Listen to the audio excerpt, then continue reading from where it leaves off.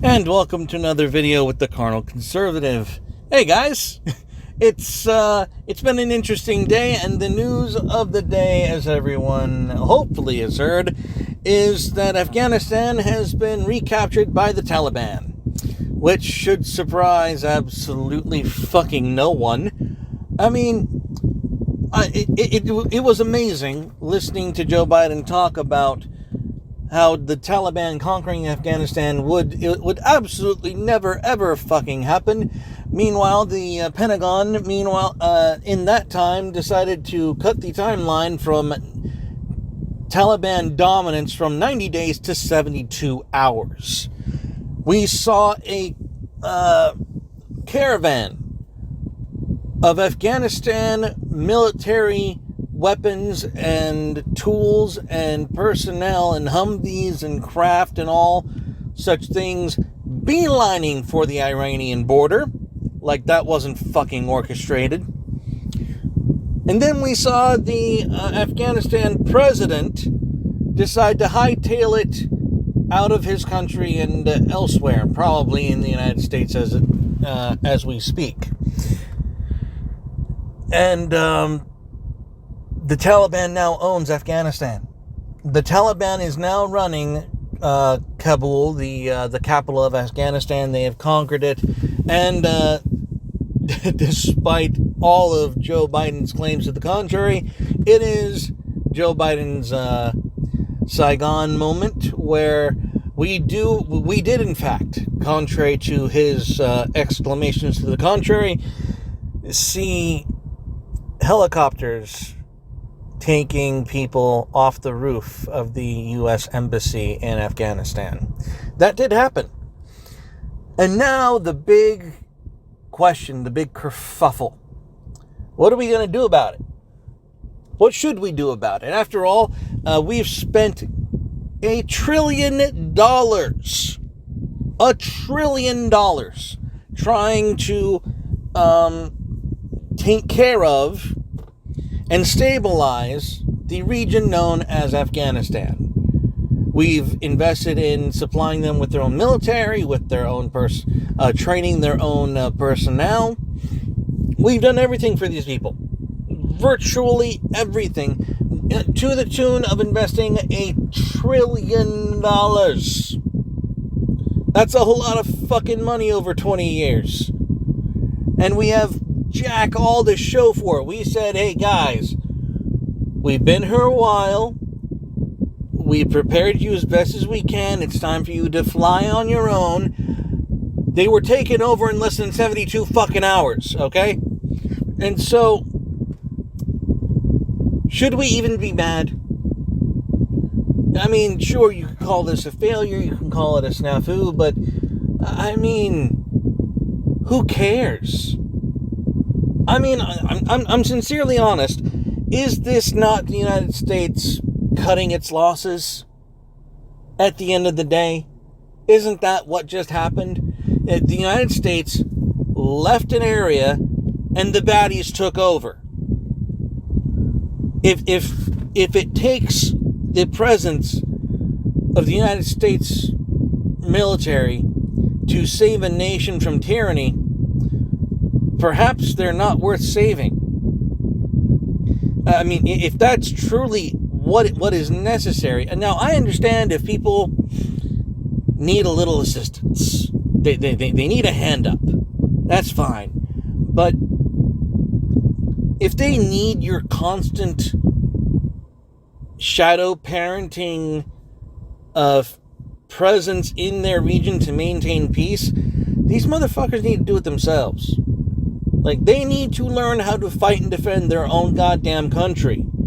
And because by the looks of it, most of their country who are militant, active, and willing to make a difference want to join the Taliban, what business do we really have being there?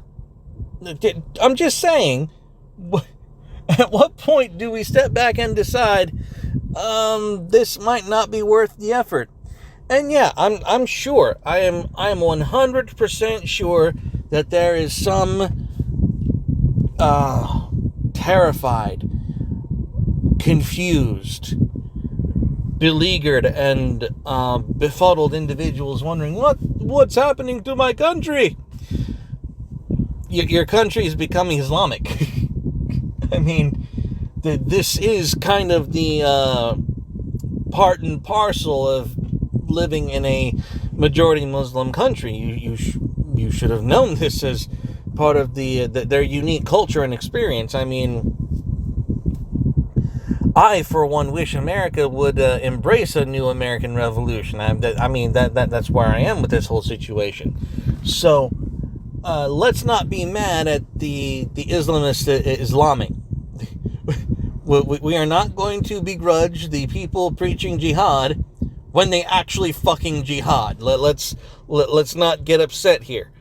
To Christianity's credit, there is no mention of a crusade in all of Scripture. That's something they kind of had to improvise later. But where do we go from here? I for one welcome the power vacuum of the United States leaving the Middle East. Perhaps if we left the Middle East and left them the fuck alone, we might, be pressured to build our own energy and our energy independence, even if we have to fucking roast our politicians to get it the fuck done, because the current people in power do not like the idea of an energy independent America. No, they want us to be bound to the global homo slave master relationship where let's not continue that abusive relationship any further.